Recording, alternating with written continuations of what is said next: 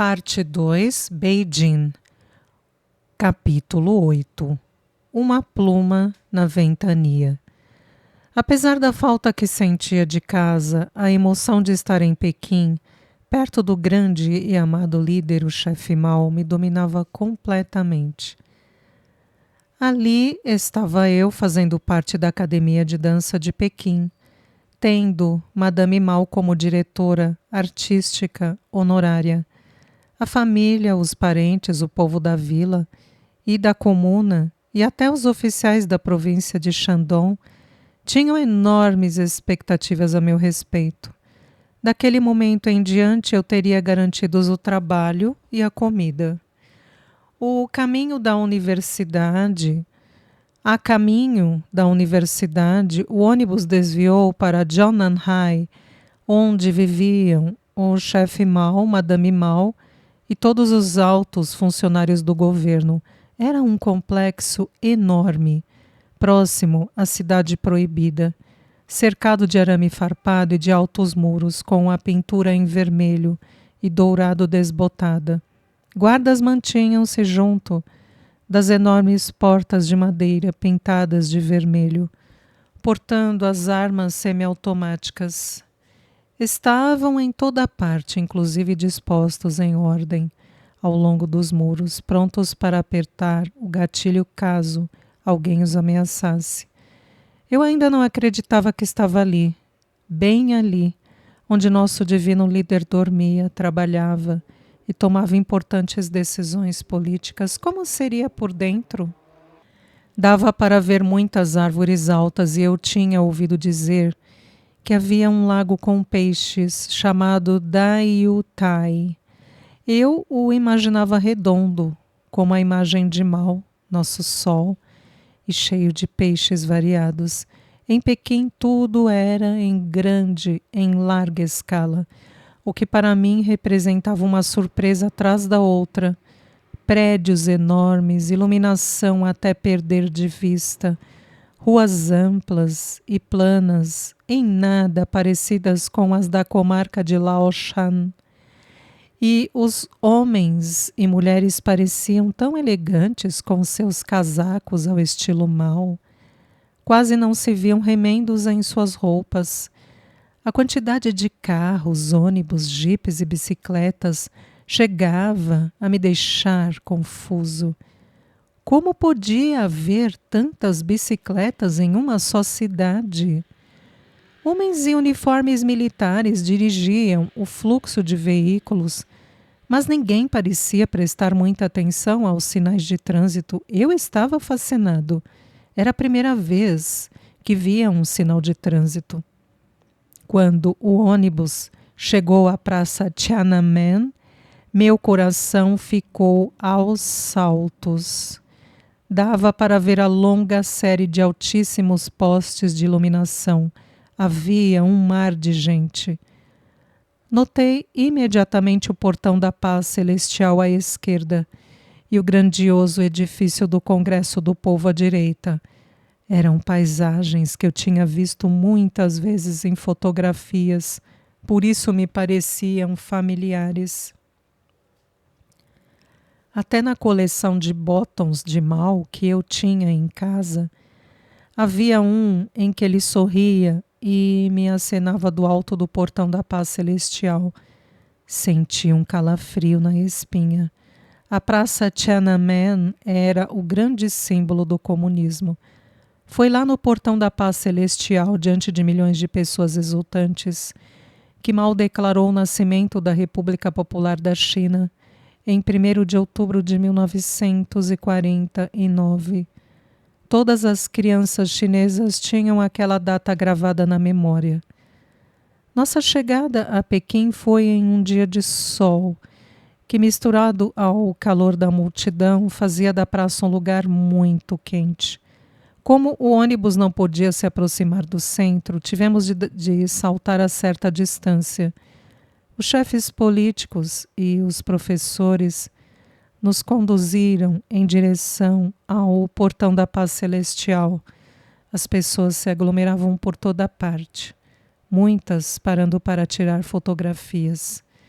Era difícil avançar. Foi quando um dos chefes políticos disse a um guarda de segurança que éramos da escola de Madame Mao.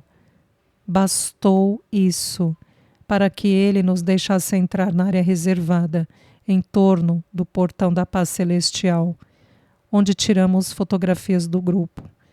Somente quando voltamos ao ônibus fui invadido por uma sensação de insegurança. Afundei no assento e olhei pela janela. Tinha a impressão de ser observado pelos prédios em volta da praça. O que você, camponês, está fazendo nesta cidade magnífica? Passei a infância sonhando, embora sem muita esperança, em conhecer Pequim. E então estava ali, no meio de 15 milhões de pessoas. E eu me sentia como uma pluma, levada pela ventania. Tinha apenas 11 anos. Não havia como estar preparado para aquele momento. À medida que o ônibus percorria as ruas da cidade, os altos edifícios de Pequim iam ficando para trás. O trajeto era longo. Segundo nos disseram, iríamos para uma vila chamada Jiuxingshuang, a mais de 200 quilômetros de distância. O nome significava Vila Nova de Jiu. Seria lá o nosso novo lar. A amplidão dos campos da periferia pareceu-me revigorar. Eram terras mais planas do que em minha cidade natal. Mas as semelhanças fizeram diminuir um pouco minha ansiedade. Um dos professores sugeriu que cantássemos canções de propaganda. Isso me manteve concentrado pelo menos por algum tempo. Quando o ônibus tomou uma estrada estreita, o chefe político anunciou orgulhosamente: chegamos. Nossa escola fica à esquerda. Logo pude ver árvores altas e sem folhas dos dois lados do caminho. Era fevereiro e ainda fazia muito frio. Em poucos minutos o ônibus manobrou, tomando a direção de um portão de barras de metal que tinha escrito em cima, em letras vermelhas e brilhantes: Universidade Central 7-5 de Artes Dramáticas e Musicais. Os números, segundo nos explicou o líder político, referiam-se à data 7 de maio, quando Madame Mao fizera seu famoso discurso diante de comunidades de arte e educação.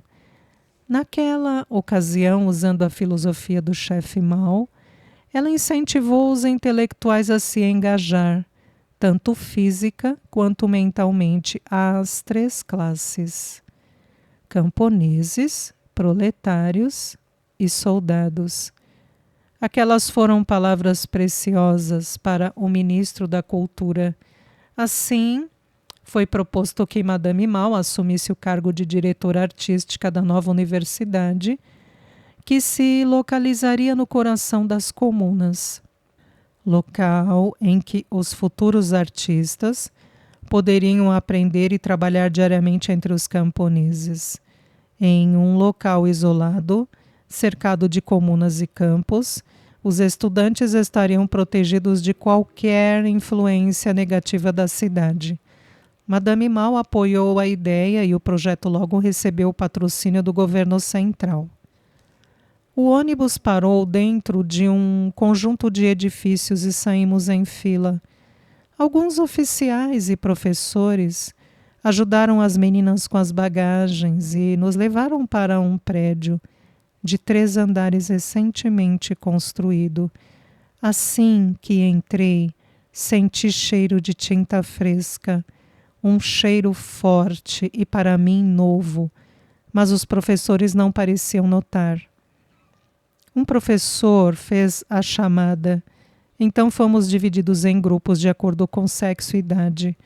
Fiquei na turma dos meninos mais novos e mandados para o 2º andar. Havia 3 escadas, tomamos a do meio.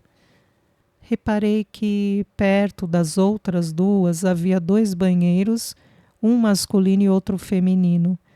À medida que caminhávamos, os professores davam explicações. O banheiro dos meninos era dividido em dois. A primeira parte servia ao banho e só tinha água fria. Deveríamos buscar água quente na sala das caldeiras, perto do refeitório. Água saindo dos canos, em vez de tirada do poço e carregada em baldes. Que extraordinário! Em seguida mostraram-nos os quartos. Eram 4, 2 para meninos e 2 para meninas. Em cada um se acomodariam 10 ou 11 estudantes. As camas ficavam bem perto uma das outras. Que luxo! Ter uma cama só para mim! Mas eu sabia que ainda assim sentiria a falta do mau cheiro dos pés dos meus irmãos e da segurança que me dava a presença de meus pais. Tivemos um tempo para arrumar nossos pertences. Guardei a pele de cobra, os camarões secos e tudo o mais em uma cômoda. Por último, peguei a preciosa colcha, feita pela Nian. Dobrei cuidadosamente e a deixei em cima da cama. Então, todos os 44 estudantes foram levados pelos 3 chefes políticos para o campo de esportes, próximo ao refeitório. Eles nos organizaram em 4 filas, de acordo com a altura. Os menores na frente e os maiores atrás. Eu era o segundo mais baixo da minha fila. Depois que todos se acomodaram, o diretor da nossa academia, um homem alto e forte, de uniforme verde do exército, começou a falar: estudantes, sou o seu diretor. Podem me chamar de diretor Wang. A voz era grave e áspera, em um nítido sotaque do sul. Ele fez uma pausa e olhou em volta. Tinha olhos pequenos, mas assustadores. O silêncio era completo. Em nome de nossa amada Madame Mao, sejam bem-vindos à Universidade 75 de Artes Dramáticas e Musicais. Vocês são privilegiados por terem sido escolhidos para fazer parte da nova escola de Madame Mao. Sabem quais eram as chances de ser selecionado? 1 em 1 bilhão. Isso mesmo, 1 em 1 bilhão. Vocês são os filhos afortunados e orgulhosos de proletários, camponeses e soldados da China. Vocês vão carregar a bandeira artística do chefe Mao para um futuro brilhante. Aqui não vão receber apenas 6 anos de treinamento em balé, mas também aulas de dança folclórica, movimentos da ópera de Pequim, artes marciais, acrobacia, política, história chinesa e internacional, geografia chinesa e internacional, poesia, matemática e filosofia da arte de Madame Mao. Talvez vocês perguntem: o que vem a ser filosofia da arte? Ele fez uma pausa e mais uma vez olhou em volta com seus olhos pequenos e assustadores. Filosofia da arte é a relação entre política e arte. É desejo de Madame Mao que vocês cresçam, não somente como bailarinos, mas como guardas revolucionários, como participantes fiéis e dedicados da grande cruzada do chefe Mao. Sua arma é a arte. Madame Mao e mais de 1 bilhão de pares de olhos estarão atentos aos progressos de vocês. A expectativa é enorme. Os obstáculos são muitos. A tarefa é difícil. Mas vocês têm uma missão gloriosa. Os seus pais ajudaram o chefe Mao a vencer sua primeira batalha. Vocês podem ajudá-lo a vencer futuras batalhas. Vão precisar de habilidade e força mental. Isso não é fácil. Vocês vão trabalhar duro todos os dias do ano. A programação diária estará fixada no quadro de avisos e deverá ser seguida rigorosamente. Quem não estiver disposto a assumir esta importante tarefa, levante a mão agora. Ele manteve a cabeça imóvel, mas os pequenos olhos assustadores foram da esquerda para a direita e da direita para a esquerda. Ninguém levantou a mão e ele sorriu, o que tornou seus olhos ainda menores. Ótimo, continuou.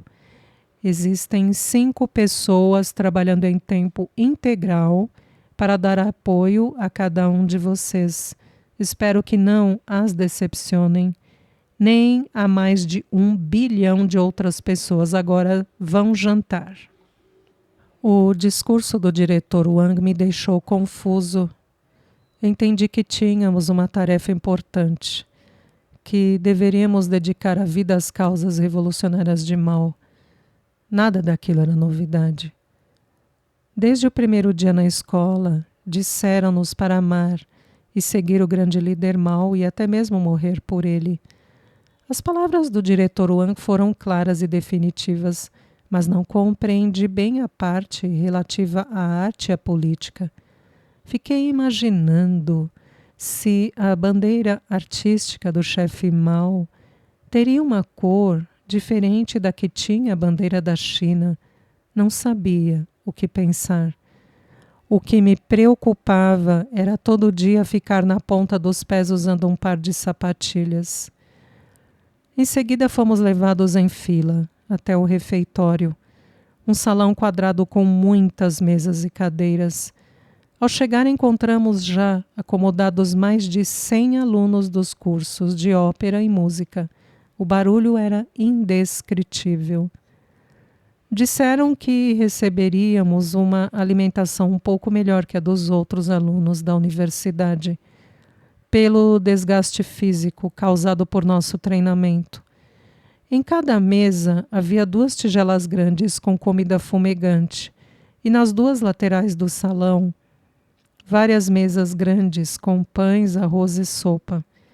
Cada um de nós recebeu 2 tigelas de metal para arroz, uma tigela pequena para a sopa, um par de palitos para pegar a comida e uma colher para tomar a sopa.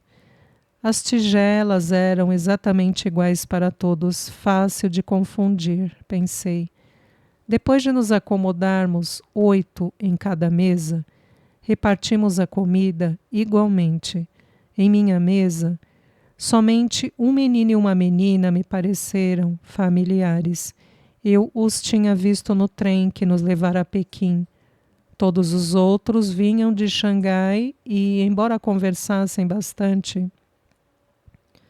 eu não entendia uma só palavra porque falavam no dialeto deles. O menino sentado ao meu lado, tão pequeno quanto eu, voltou-se e me disse qualquer coisa. Olhei para os 2 garotos vindos de Shandong para ver se tinham entendido, mas eles simplesmente menearam a cabeça. Tentei dizer a ele, com o meu jeito de falar típico de Chendao, que não havia entendido, mas ele apenas sorriu. A comida estava convidativa, com um cheiro maravilhoso, mas eu não tinha apetite. Meu estômago parecia um nó.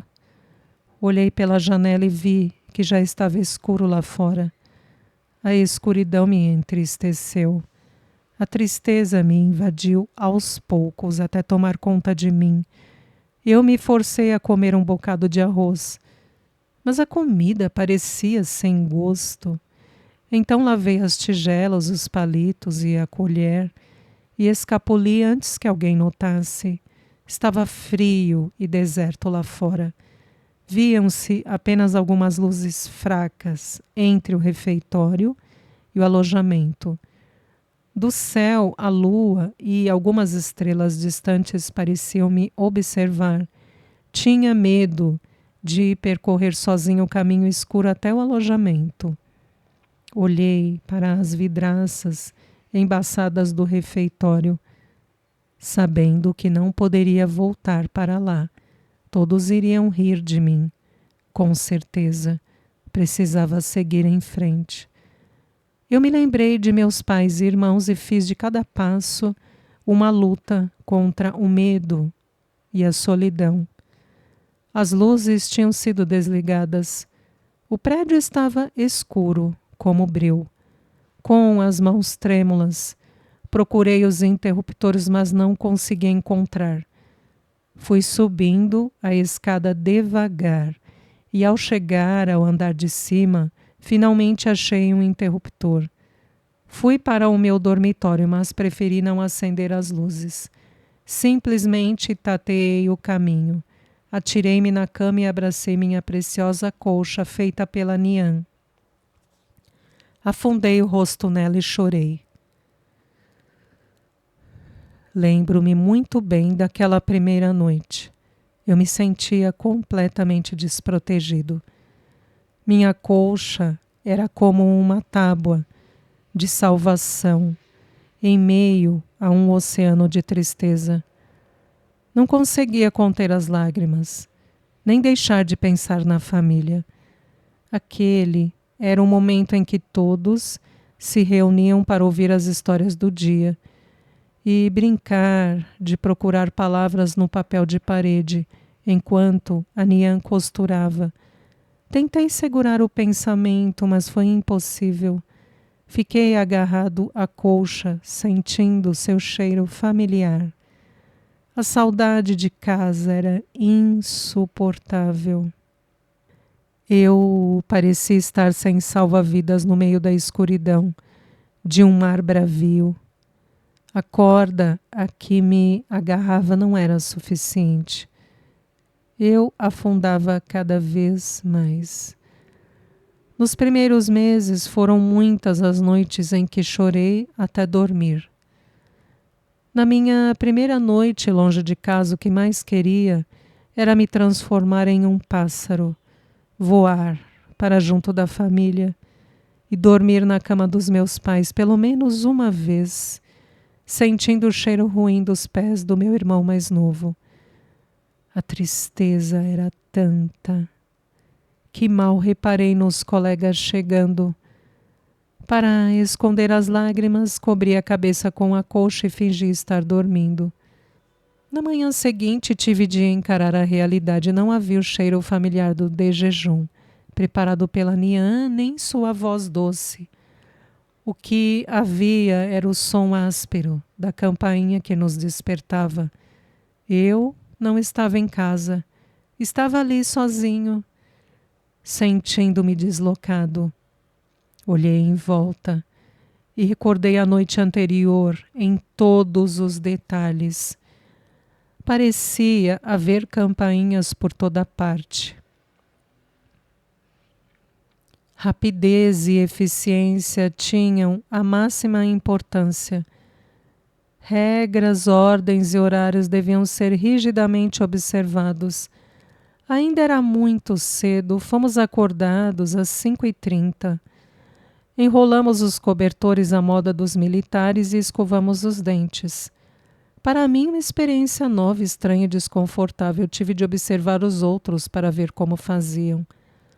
Mal acabamos de lavar o rosto, a campainha tornou a tocar, com um intervalo de 5 minutos, avisando que era hora de irmos para a quadra de esportes, ainda envolta em escuridão.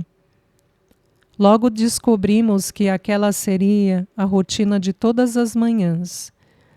O capitão de cada turma conferia a presença e então, ainda meio adormecidos, corríamos durante 1 hora em torno do campo.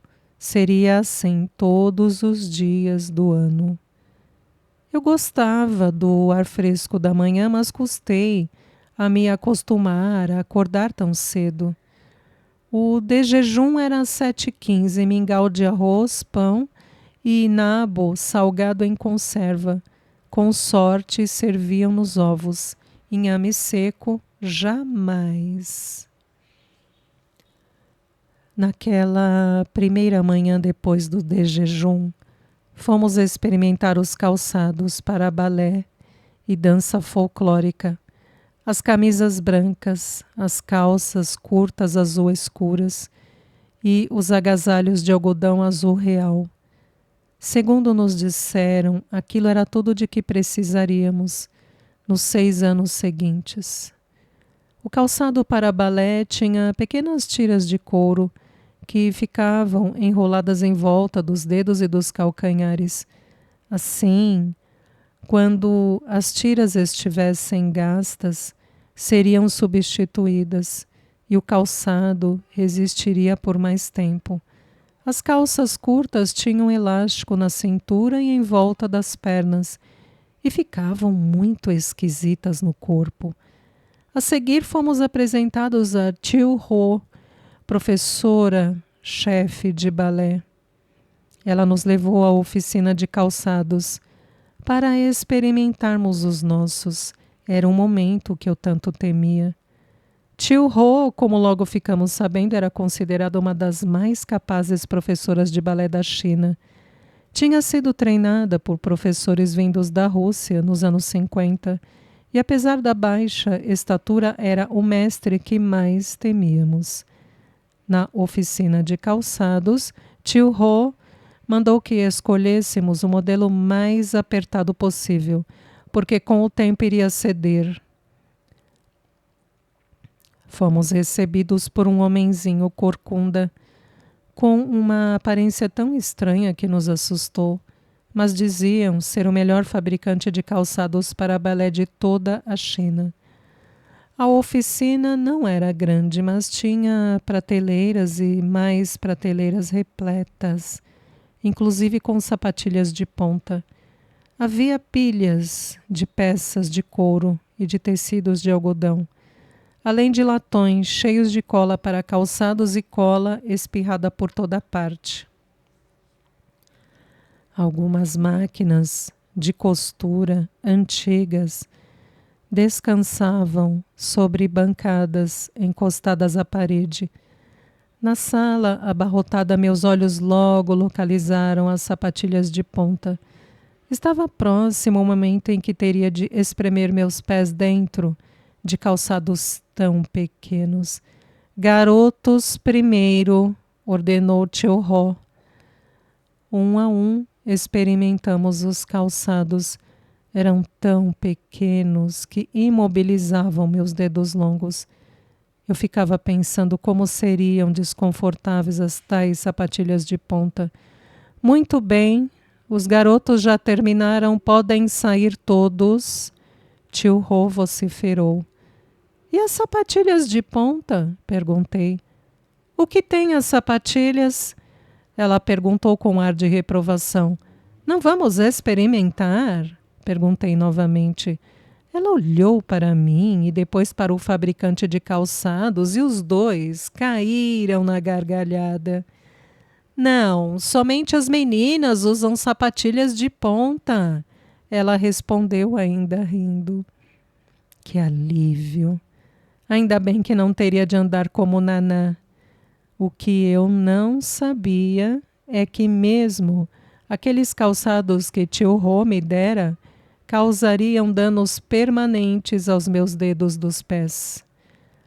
Passamos o resto do dia em preparativos para o início oficial do nosso treinamento no dia seguinte. Ficamos sabendo que a Academia de Dança de Pequim, devido ao envolvimento de Madame Mao, era a escola de dança de maior prestígio em toda a China e a única a oferecer bolsas de estudos integrais, inclusive com alimentação, alojamento, educação e material de treinamento. Aos pais, caberia apenas fornecer roupas pessoais, cobertores e dinheiro para pequenas despesas feitas em uma lojinha dentro da própria escola, que vendia artigos básicos, como sabonetes, escovas de dente, cremes dentais e doces. Oficiais militares de Madame Mao chefiavam os departamentos-chave da universidade. Havia ainda os chefes políticos aos quais Já tínhamos sido apresentados e logo aprendemos a temer também. Até mesmo os professores demonstravam grande respeito por eles. Com poder absoluto, eles seriam nossos mentores políticos e ideológicos. Verificando o horário das aulas da manhã seguinte, vimos que a primeira seria de balé, seguida por movimentos da Ópera de Pequim e de dança folclórica. Haveria aulas de balé todas as manhãs. As outras seriam em dias alternados. O almoço era ao meio-dia, entre 12h30 e 14 horas. Era o período da sesta, uma tradição chinesa. Das 14 às 17h30 tínhamos aula de matérias do currículo escolar, como matemática, chinês, história, geografia, política e filosofia da arte de Madame Mao. Entre 17h30 e 18 horas era servido o jantar.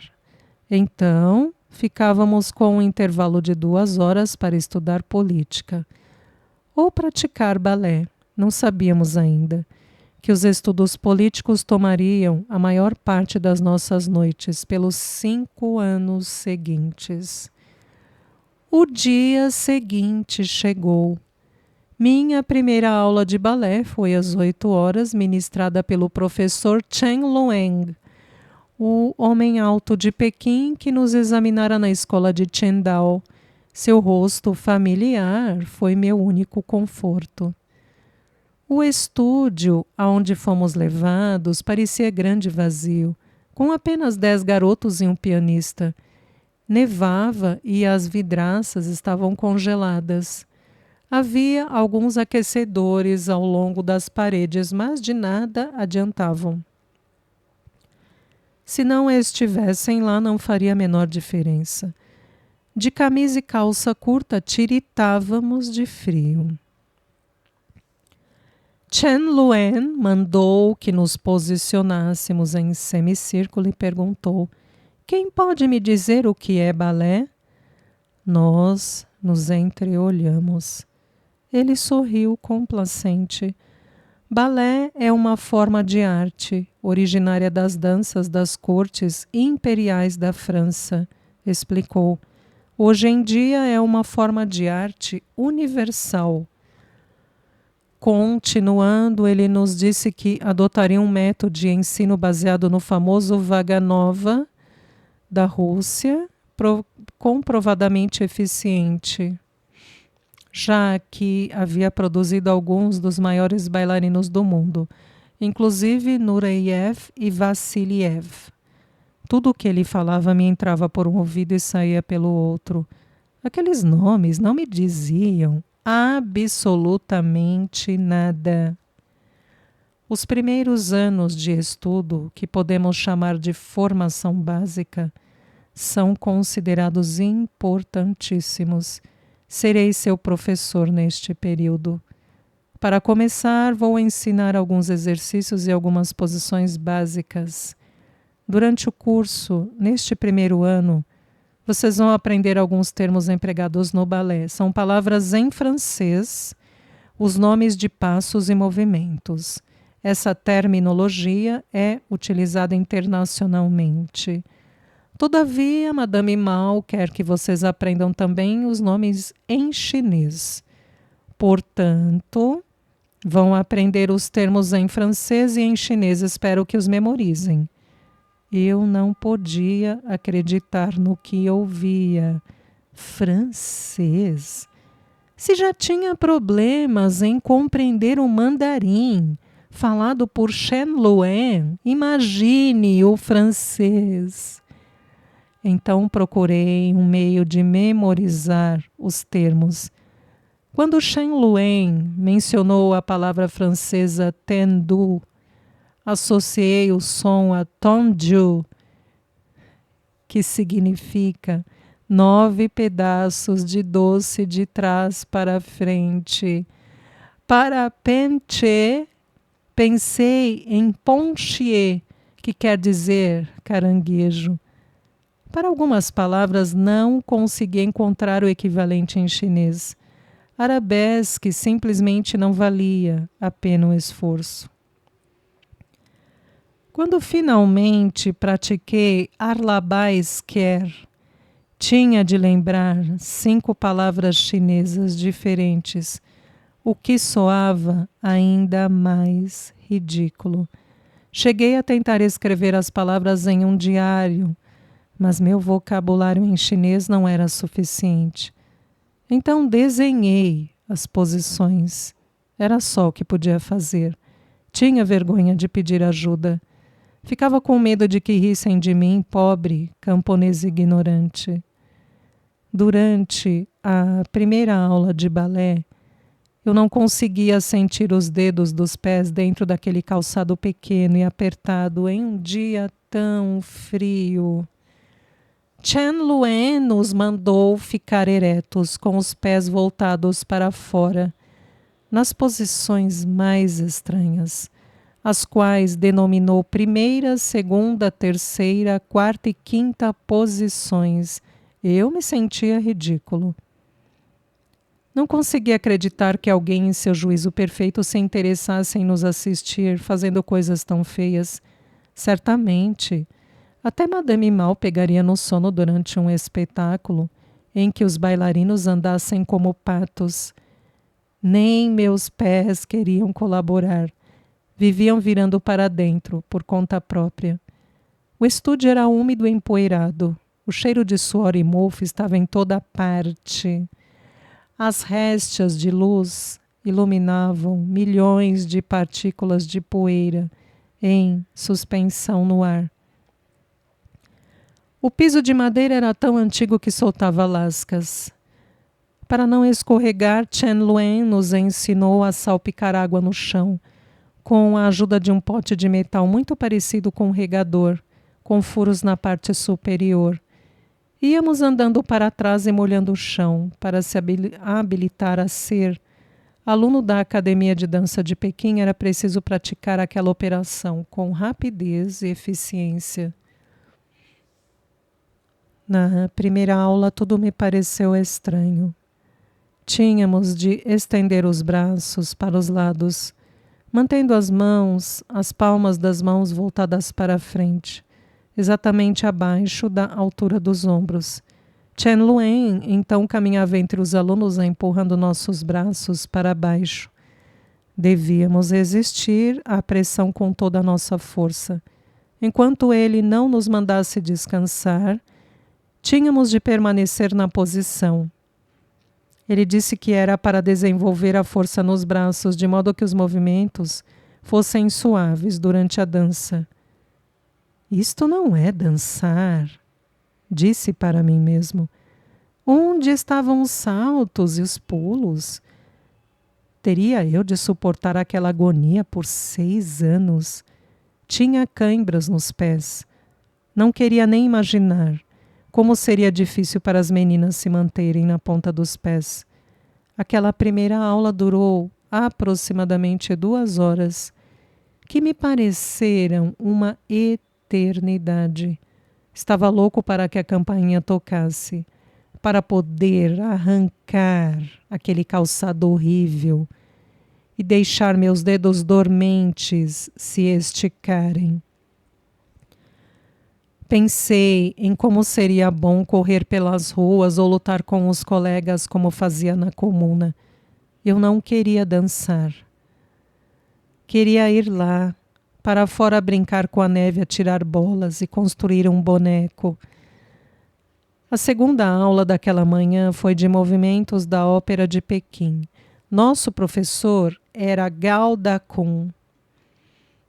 Andem logo, estão atrasados, ele gritou. Espalhem-se em volta da barra.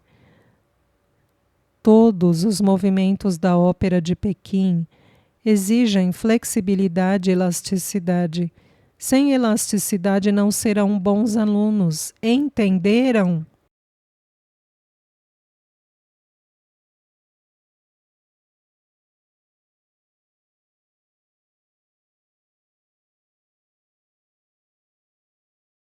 Todos concordamos assustados.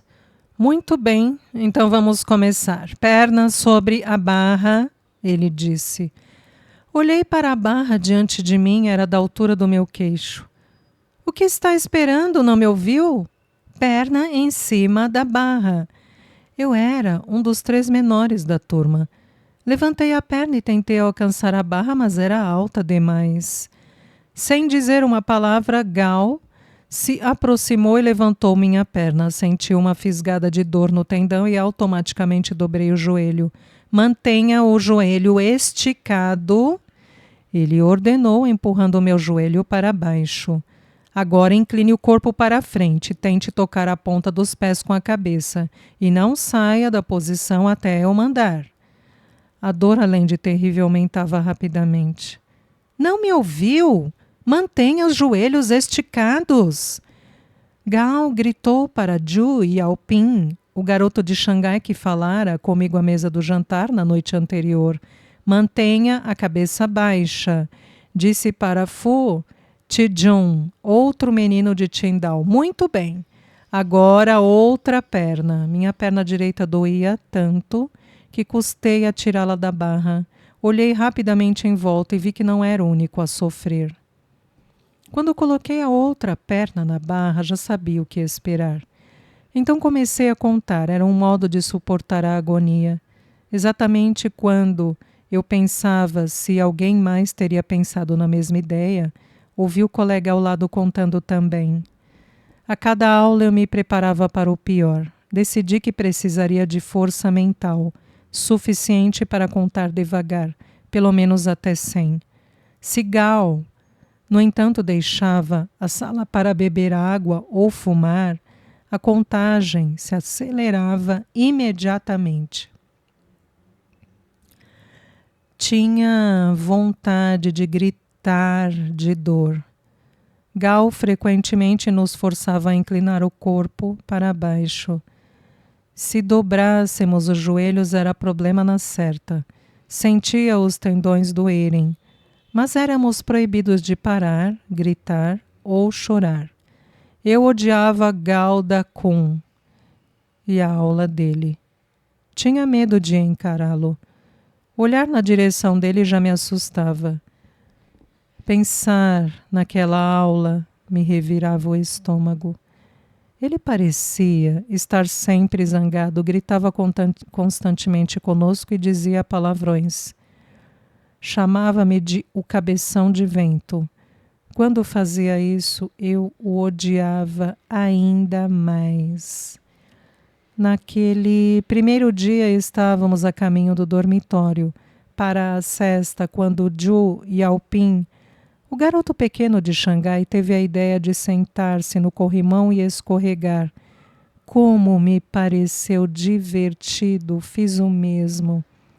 Subíamos a escada e descíamos escorregando um atrás do outro, até que, saindo não se sabe de onde, apareceu um chefe político. O que vocês pensam que estão fazendo? Ele rugiu. Ficamos imóveis, o coração aos pulos. Nunca mais façam isso, entenderam? Poderiam cair e quebrar uma perna. Na escola de Madame Mao, isso é proibido. Neste lugar não há diversão, pensei. Somente regras. Tivemos ainda outras aulas no mesmo dia, mas entendi muito pouco, por causa da pronúncia dos professores em mandarim. Pelo menos jantaríamos mais cedo, para dar tempo de assistirmos ao espetáculo do Balé Central da China.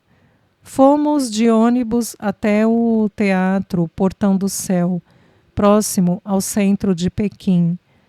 A apresentação era de um dos balés modelo de Madame Mao, com o título já familiar, Destacamento Vermelho de Mulheres.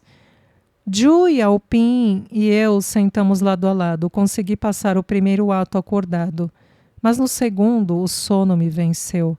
As pálpebras foram ficando pesadas e adormeci profundamente. Acordei com os aplausos finais.